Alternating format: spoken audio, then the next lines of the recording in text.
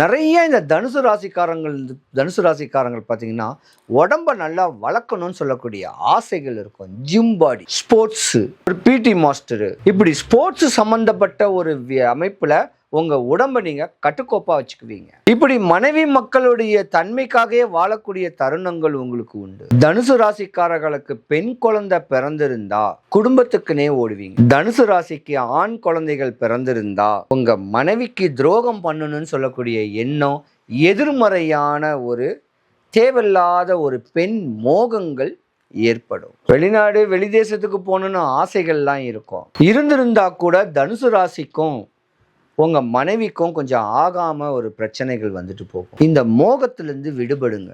மனைவி மக்களை நேசிச்சு வாழுங்க. இமாலய சாதனை அடைவீங்க. தனுசு ராசிக்காரர்களுக்கு பொதுவாகவே காலதாமதமான திருமணம் நடக்கணும். திருமணம் நடக்கக்கூடிய தருணத்தில் திருமணம் நடந்தவன தான் நீங்கள் யாருன்னே பிரதிபலிப்பீங்க.